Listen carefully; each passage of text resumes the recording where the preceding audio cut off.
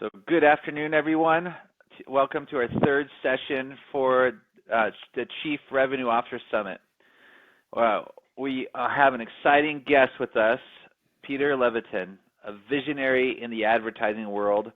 I spent some time reviewing his background, his accomplishments, what he's done, and his journey, and it's amazing. So much insight that this man provides. His books that he put out there, he's going to talk about the transformative effect of how we can break through the noise and hit a home run in 2024 with all the uncertainty and doubt. He'll give us some great insight into that as well. So without further ado, welcome, Peter. Super excited to have you. Thank you for being here. My pleasure. Howdy. So to get started a little bit, can you share some pivotal moments in your career that significantly influenced your approach to advertising and to the topics we're going to talk about today? Well, I was I guess I still am a lucky guy. I started in advertising back in the 80s, and I worked for New York's largest agency, which is not well known at this point, but it's called Dancer Fitzgerald Sample. Its client list was mind-blowing. I mean, everything from Toyota to Nabisco to General Mills to Procter & Gamble. And I benefited from those days when we had training programs, and I was nurtured along with my cohort group at the agency. So that was good. The agency was then bought by Saatchi & Saatchi Advertising Worldwide. So all of a sudden, I went from the world's largest agency, the largest agency in New York, to the largest agency in the world. I worked in the United States and in London. Those were the days when, well, now as a digital nomad, you can live anywhere. But I was a corporate transferee, which meant that they did nice things like paid my rent. I came back to the United States. I met Ted Leonsis, who was the president of AOL. He's like a mega guy right now, and I can't use the language he used, but he basically said, Peter, get the F out of advertising, go into digital. I did. I started two companies, in digital news and bots, which are obviously now very hot. Then I started my own agency, and today I consult with marketers and agencies around the world. So I'm having a good time, and I get to live in Mexico. That's an amazing place. And your passion. Tell us a little bit about how have you evolved? Like, what's kept you going to become such an expert in this place, such a big influencer? Tell us a little bit about that. That will help others keep going and to build a stature such as yours. Marketing is a business of the new, and obviously we're seeing it right now with AI and all the craziness going on there, but it's been the business of the new for a long time. So if you're the kind of person like I am, and you're a little bit, I'm going to misstate this, but ADHD a little bit, I need incoming all the time. I need new stuff.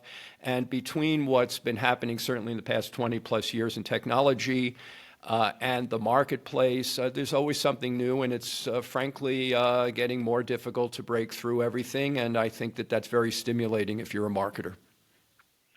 That's great.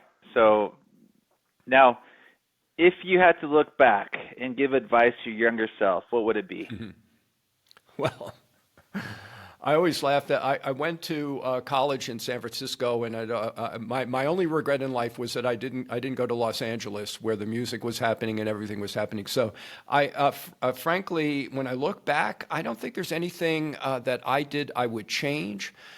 I benefited from being in the right place at the right time, and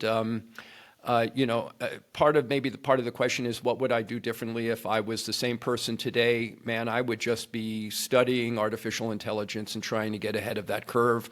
And being a marketer, I would just tell people that I knew what I was doing. I had a call with a client a couple of days ago who's in Spain, and he's a video guy, and he was unaware of some of the tools that people are using to create shorts from long-form video, which kind of surprised me, but I think we're just overwhelmed with information. So what would I do? I would absolutely be on top of AI. That's great advice. One more before we jump into the meat and potatoes of this one. You have global experience, and it shaped your advertising strategies. Tell us a little bit about that. So how was your global view different than just the North American view, and what did you learn from that? Well, I use one example I use is when I was in Europe, I worked on the J&J business across multiple countries. And probably the most fascinating problem, and this is going to sound crazy to some people, the most fascinating product I worked on because it required the most gray matter was OB tampons. So all of a sudden, I'm in the business of women, and I had to wrestle with how do you take a brand like OB and talk about it in Germany and Sweden, which were very open cultures. Women talked about their bodies. And at the same time, I was advertising it in a place like Dubai, where there were so many taboos. So what Global taught me was to really pay attention to the fact that while we all look very global, the global cultures on a country-by-country basis are dramatically different. That's very good. Knowing your audience, very important there Yep. from a brand positioning. So moving to brand positioning, which is the big topic here, and then we go into execution. What key elements make a brand stand out? It's important for brands to, and this is standard stuff, but it always comes down to the execution. I think we can all say the right words, but the question is, are we saying them correct? Are we saying them in the right order and correctly? So the right order for me is understand your product or service. I mean, really understand it, and what the benefits are to the consumer. Some people don't like that word, but I'll just use it. Consumer. Really understand who you are and what you can deliver, and then figure out a way to position yourself in the marketplace that doesn't sound like the guy who has a similar product and service. I mean, this is a major problem. I mean, how does one brand or company sound different from the other? It sounds simple, but it isn't.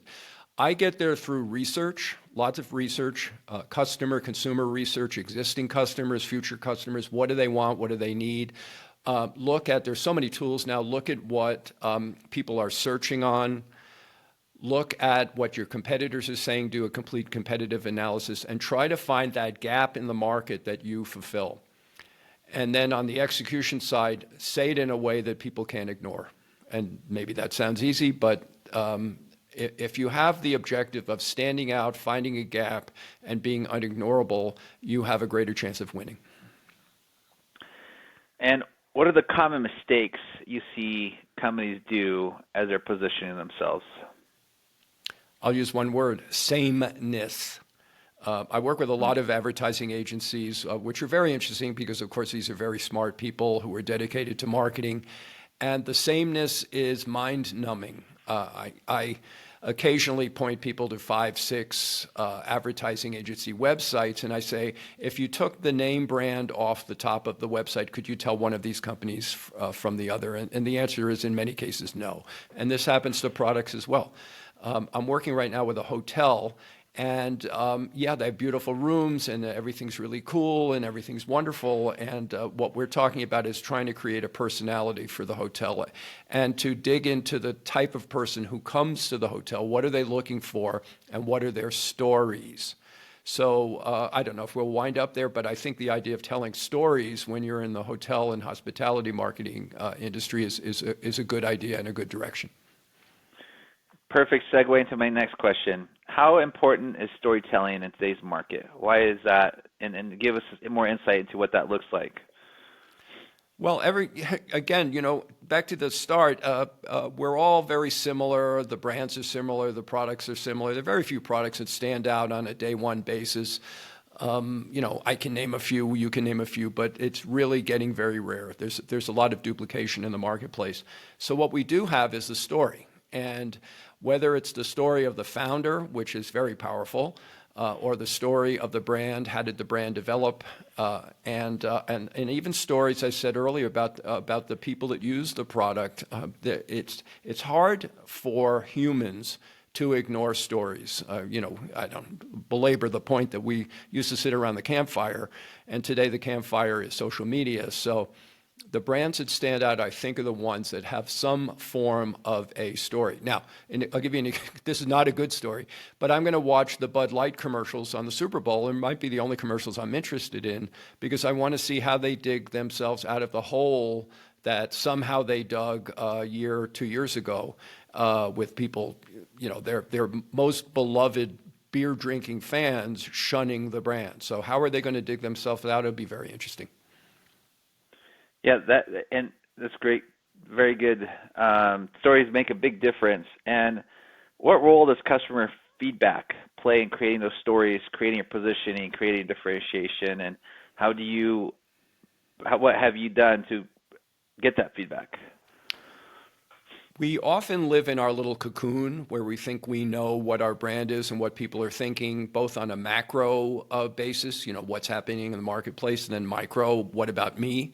And I am and have been forever, and I was taught this again in the early days of the advertising agency business, to do research and to really dig into the head of the current and future customer. It's critical because what I think and what they think can be very different. And I've seen too many brands make mistakes thinking that this is what my consumer or client wants, when in fact that is not necessarily the case. And today, we have online focus groups. We have ways to do quantitative research. I use ChatGPT all the time and Bard to ask it questions about, I'm writing a new book to say, what are the issues confronting this market, and then just dig into it. So the tools that are available, some cost money, some don't. And if you don't do research, I think you're really creating a point of failure for your brand and product. So to summarize, strategic brand positioning, right? We talked about several points here. How do you set yourself apart in the market? And what would be your takeaway summary for companies that are like trying to do that right now? Find the point of difference. Sometimes create the point of difference, which is, really, I think stories can create a point of difference for you that may not exist or just might be minor points related to your brand. The bottom line for me is always to ask yourself if my marketing and messaging is unignorable. Let me repeat that, unignorable, because I got to tell you, man, I don't know how many brand messages I get a week, but too many, and 99% are very unignorable. Love it. So make your brand unignorable. And now that you have that value prop in mind to how to drive to breakthrough, let's go into communication and messaging.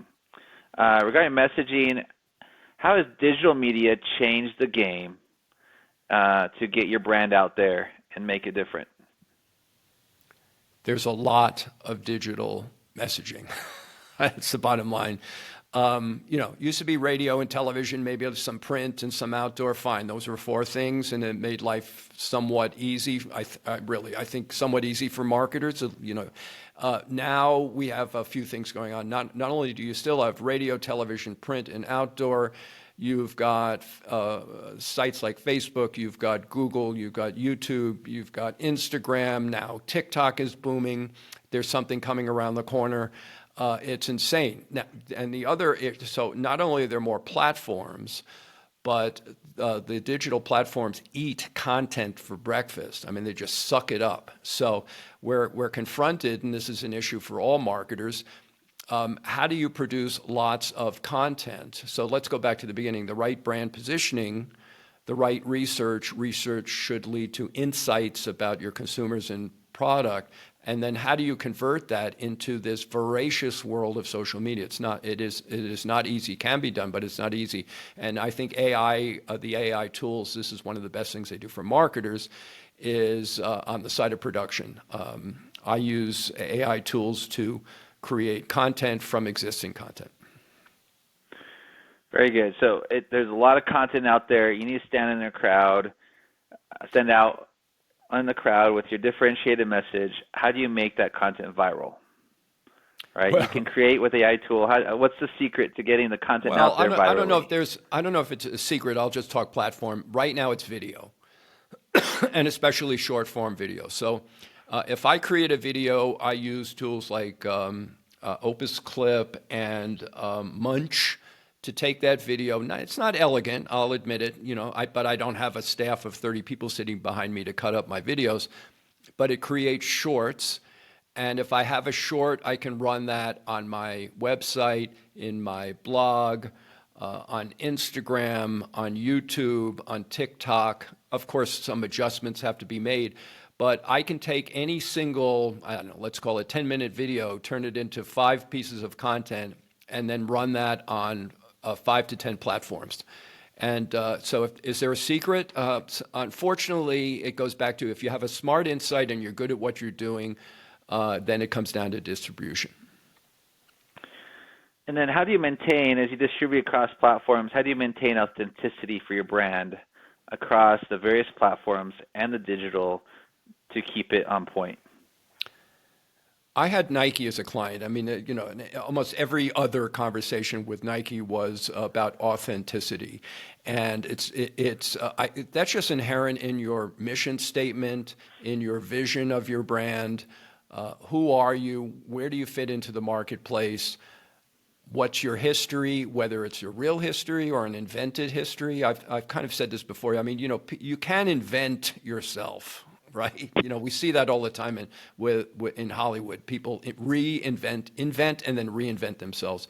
And I think you just dig into yourself and you be honest. I always found it a crazy word because I'd be sitting in these meetings and they'd be, well, we're authentic. And I go like, okay.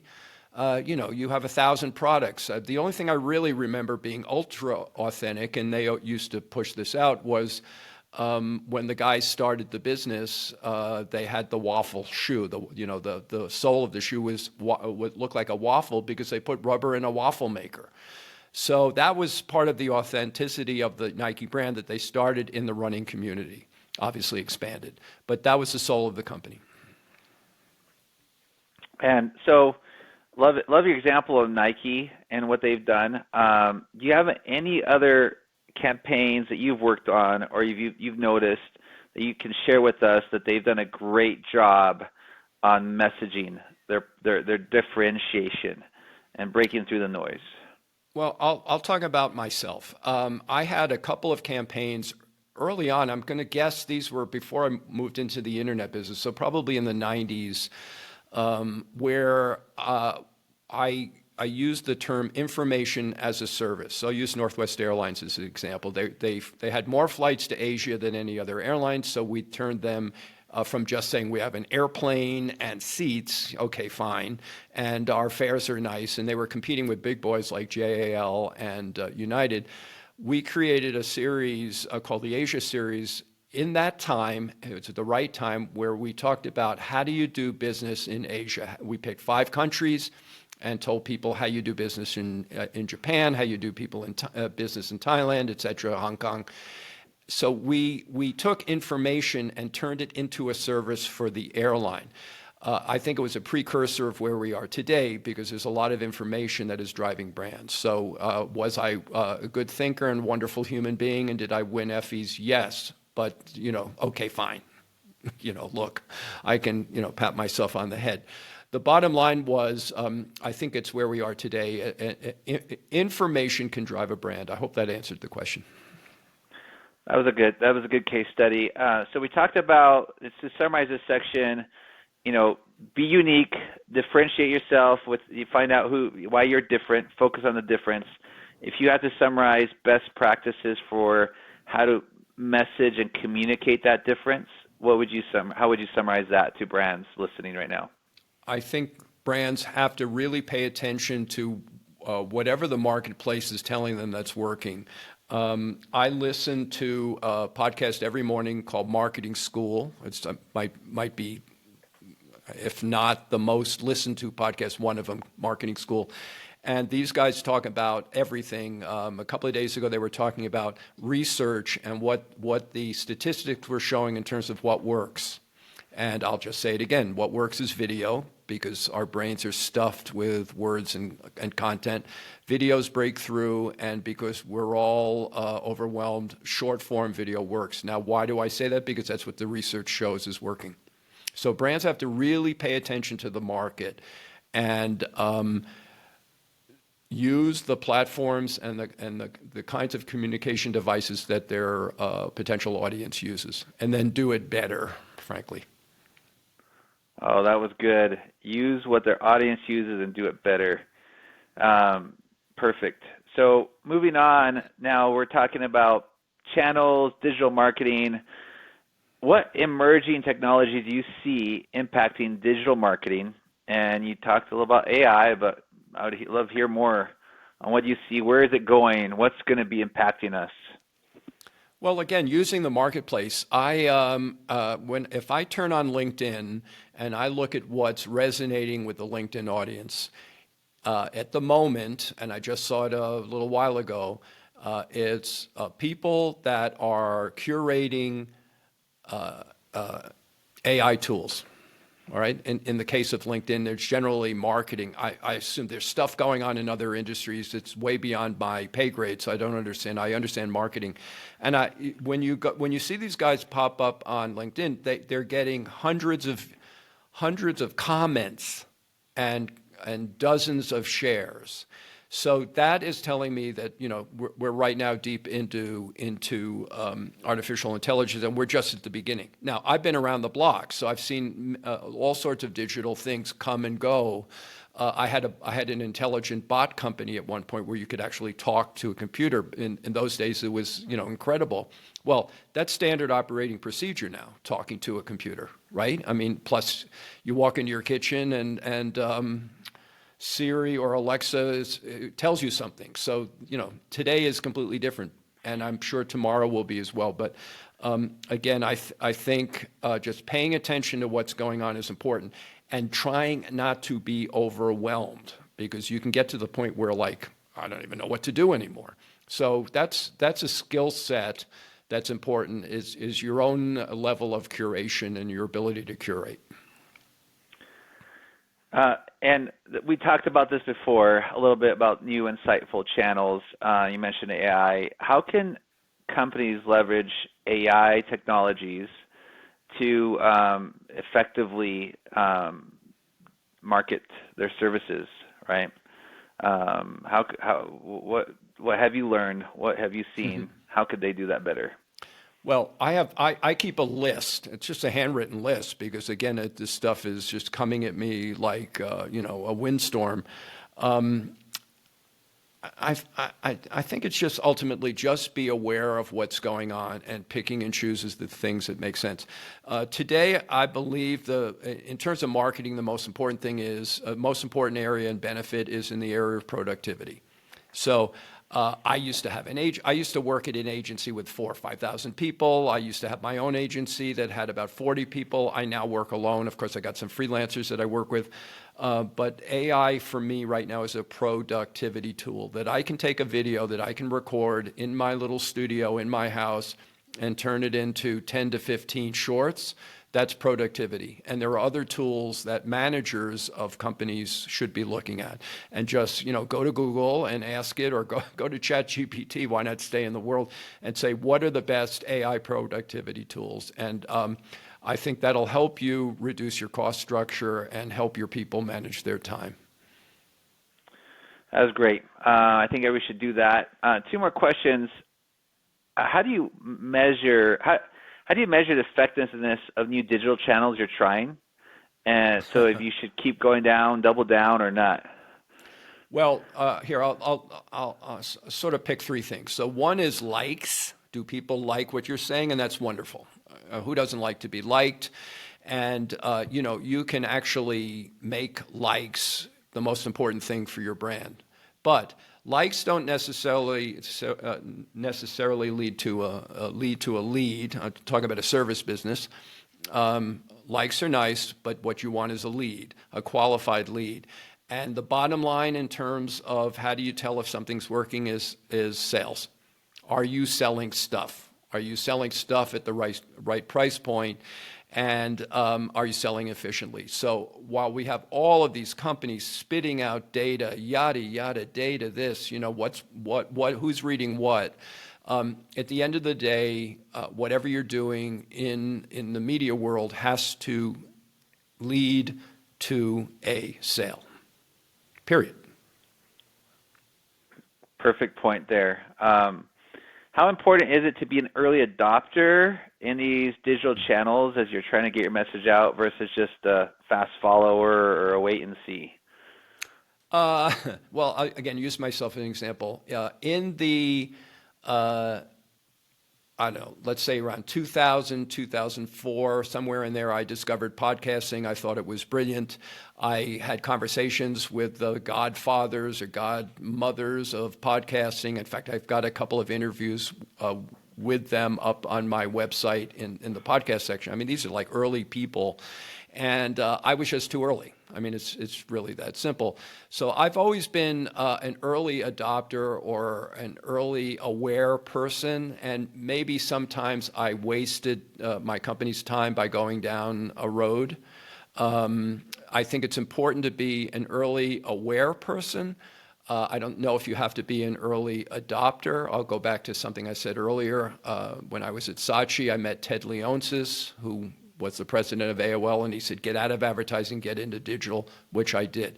At that time, I was a little early. He was way early, but he owns the basketball team and the hockey team in Washington, D.C. Did a little better than I did, but I get to live in Mexico in a nice house. So, yeah, early adopt. Very good. So if you had to summarize, we talked about positioning yourself, standing out. We talked about getting your message through to various channels, and then digital marketing. Summarize, importance of trying, testing effectively, exploring new channels to get your message out. How would you summarize that? Well, I'll talk very fast. For a while I've been thinking. I'm an expat. I've been an expat twice. I've been a digital nomad just because I travel around the world and work. I was thinking of doing a book about digital nomads, and then I said, that's crazy. Why don't I do a YouTube series? So I am. Then I look at how many YouTube stuff there is about digital nomads, but I see a gap, an information gap. I don't see a YouTube channel that is highly dedicated to resolving the questions and issues confronting digital nomads. So I am in the process right now of interviewing, just doing interviews. I'm not creating content. What are the issues? What's concerning people? I'm going to do that in Thailand, where I'm going next month. I do it in Mexico, where I live. I can do it online. I just had a conversation with a nomad in Spain. So I'm doing the research. I think I figured out the channel, which is YouTube. And, that's how I'm going about it. But I'm taking my time because I do have a tendency to early adopt too quickly, too early. Hopefully that got you to the point. I'm doing I got the right positioning. I know what the audience, I want to know what their needs are, and I want to know what is the vehicle that I can deliver the information using. Yeah, and so love it. So then stepping to the next question, which is around what you just said, let's talk about client-centric growth, and what strategies do you suggest for people as they're trying to grow?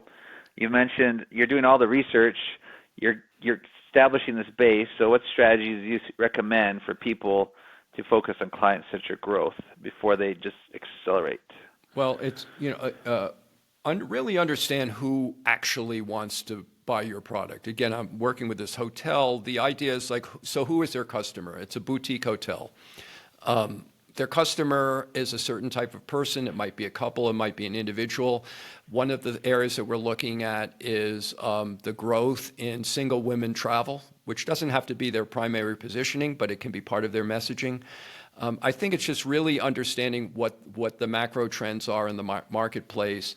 And then when you dig down, and let's just take women travelers, what are their needs, what are their interests, and meet them. Meet them with your boutique hotel, and tell them. By the way, tell them that you're going to help them. Hoping that osmosis works in marketing does not work. I love it. Focusing around the audience, telling them. How do you balance the needs of new clients versus existing clients as you're building out your client-centric strategy for growth? Well, it's somewhat more than just even what are their needs. It's getting repeat business from your existing customers or clients. I just saw a report, just for example, on advertising agencies, and the majority of their business growth is either coming from existing clients or from referrals. And so if you were to, aimed at other industries, it's getting the reviews. We know that on Amazon. I've got books on Amazon. It's so difficult to get people to review your book. Just difficult. My books are very narrow because they're dedicated to the marketing world. But I'm not Seth Godin. I really do not want to spend the time getting reviews. I get wonderful emails from people say, I love what you do. And I say, well, you can give me a review. They go, great. And it just doesn't happen because you're asking people to work for you, right? So existing customers will generate more business for you if you know how to take care of them. And, as I said earlier, I was trained in how to do that. Most people aren't. So tell if you could share some feedback on the special training you received right there. What are some of the Well, some I'll insights give you you. share I'll with us just so we can get that as well? Yeah, well, first of all, a great term, active listening. And I often use dating as a metaphor for business development. So active listening is where the person that you're talking to actually sees that you're listening to them.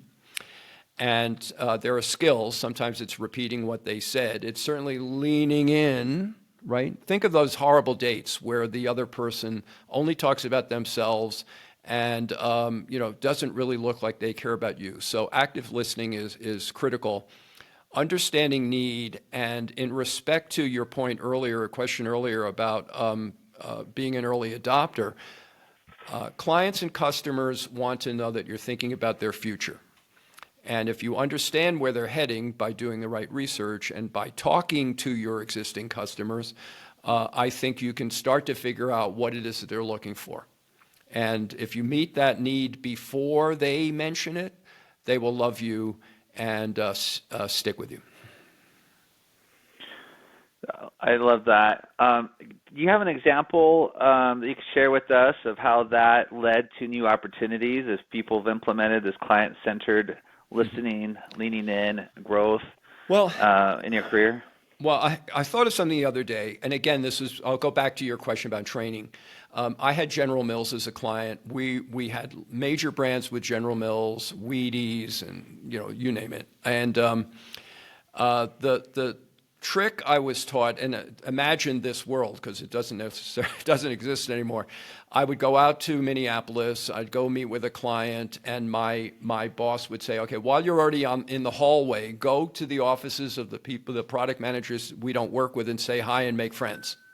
Okay, so there's probably a digital way to do that. It's not as elegant or as friendly, but I would walk around and say hi to people that I wasn't necessarily working with.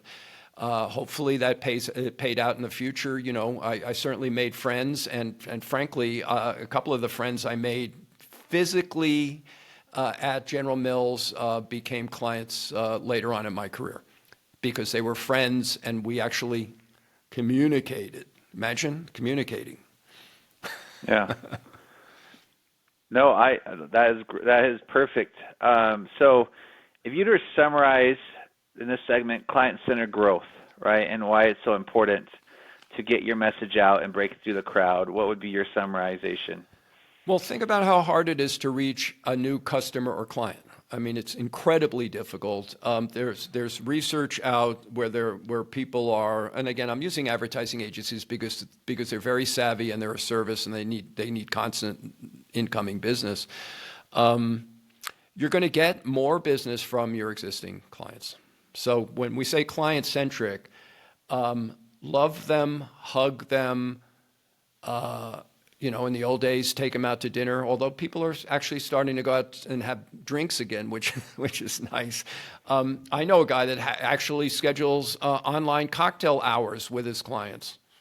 So he gets them at 5 o'clock at night, and they each have a drink, and it's much more social and less business pressure oriented. And the right client will go, "Well, that's cool, dude." You can even send them a bottle of bourbon, okay, and say, "Let's taste this bourbon together." That's when I say unignorable. Try to find something that the other guy isn't doing. Love it, love it. Going on to content marketing and sales. So we've talked about standing out, We've talked about creating a message, trying different channels, focusing on client-centric growth strategies. In terms of content marketing, how do you align it with sales goals, right? Now you're trying to expand, accelerate. How do you align your content marketing with sales goals and the team? Have a creative brief, a strategic creative brief that defines the market, defines what it is that you're offering the market, defines a competitive positioning, and use a strategic tool to help you get focused about your content. Then figure out what the content subject areas are, what are important to future customers and clients. Tailor them so that they're insightful and they add value and they're information oriented. Now, this is not every business. I mean, if you're selling, I don't know, raisins, I'm not sure how much information people need about raisins, but getting past raisins, have a documented creative brief, strategic document that you follow. Create a content timetable. Adhere to the timetable.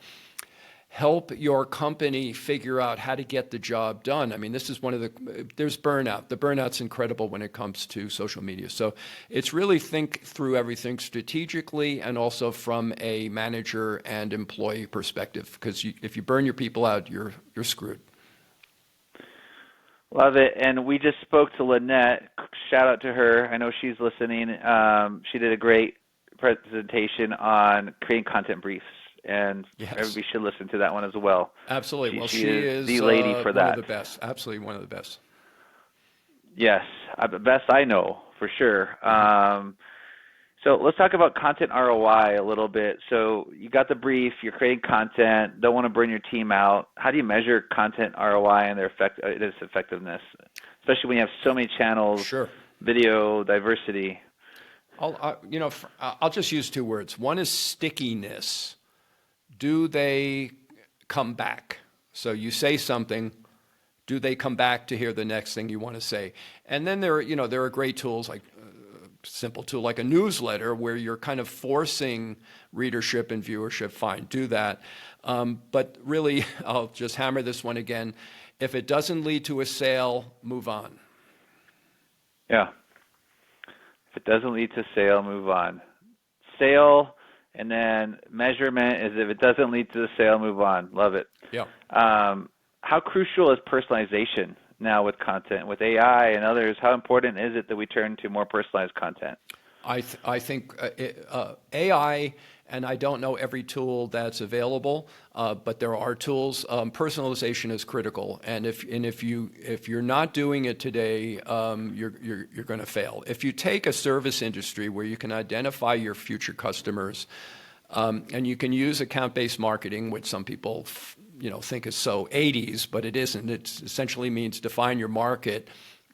Find out what is of interest to them and then go out and reach them, you will win. Because if somebody talks to me, look, everybody gets 10 to 20 of these obnoxious emails every day, and you realize that they have no idea who you are and they're very not targeted. But if somebody sends me something and quickly can say something to me that indicates that they know who I am and what my interests are, I will read it. Yeah. So it's crucial. Personalization is crucial. It'll get you better results. Now, can you discuss, from your point of view, what are some underutilized content marketing trends that our audience should be aware of? Well, I keep going back to the same thing. It is mind-blowing to me how few brands really understand the power of video. Period. Yeah.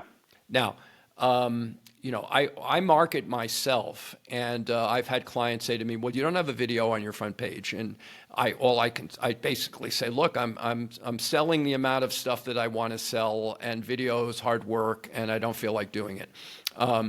If I wanted to increase my sales, there was absolutely no question that all forms of video would be number one on my list. Period. Yeah. Perfect. This is great. So we talked about personalization, we talked about video, we talked about making sure things lead to sales. Now we're going to go into trends and predictions of where you think things are going.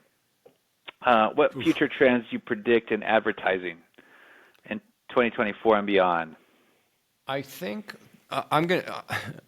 there's a long lost skill set called direct marketing, and it's gotten kind of woven into all of this advertising chatter and all this content marketing and social media. But it's really, and again, I'm going to say somewhat, a younger audience does not remember getting something in the mail targeted to them, whether the barrage of credit card offers or whatever. But it's really, I think, important to, and I frankly don't know how people do this, but to go back and look at the core tenets of what direct marketing is. And direct marketing means define your market, figure out who they are, and send something personalized to them. And it used to be done in paper. And while I'm not a fan of cutting down trees, I have advised some of my clients to think about what happens when you send a letter to someone versus trying to reach them through email. A letter gets opened in 2024. I mean, I don't get any letters anymore. I open them when I get them. Yeah. And if it was somewhat personalized, man, I would certainly open up the letter. So, you can personalize video, but you can also send a letter to people. There's one other thing that I sometimes have discussed with clients, and that's leaving a late night voicemail on someone's phone. All right. Now that we're kind of back in the office, or theoretically back in the office, and you have an office, I don't suggest sending a voicemail message to somebody's cell phone, but leaving a voicemail message on someone's company voicemail in the middle of the night, believe me, it gets listened to. It breaks through the clutter. Is it cool and elegant? You can define it for yourself. Can you reach everybody that eats raisins that way? No. And yes, don't make it a robocall. Don't be like Joe Biden or Donnie. Love this. Good advice. How will AI, switching to AI, how will AI and machine learning impact advertising? Dramatically. Period. That said, and we hear the same thing over and over again, and we're going to hear it for a long time. Does what AI produces stand out? Is it great? Does it have a soul? No. So you can use it as a tool. I go to ChatGPT. I said, what are the issues confronting digital nomads? It tells me. I then go, fine, I'll write about it. I don't ask it to write paragraphs about the emotional needs of a digital nomad in Bali. Yeah, it's like, I guess, like you said, it's a transformative, and it's gonna have a major impact. Wow, you have covered the gamut on how to stand out, how to message, what channels to pick, how to do content, what's coming out in the future. This was a must-see session. The depth that you go into as an individual, as an expert influencer, is so deep. Love to spend so much more time with you, and I'm sure our audience would as well. And this is critical for any business that's looking to stand out, listening to the session probably over and over again. So, Peter, if there's any lasting words you'd like to share with our audience before we end, anything you'd like to say, what would it be? Exercise more.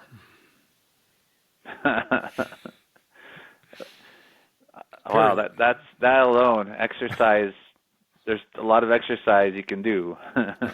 Any specific ones you want them to be fit, or is it just look? pilot? Try. Here's why I say it. I was going to write a book about. I've written a book about baby boomers. I was going to write another book about baby boomers. So I was doing a lot of research, and the bottom line is, life is short. Feel good. Period. Yeah. So do whatever. Just get off your ass, because it's very easy in the world of marketing to sit in your chair all day long. Wow. Amazing parting advice. Thank you, Peter. Invaluable insights. It's a pleasure to have you. It's a pleasure to have those participating in the audience as well.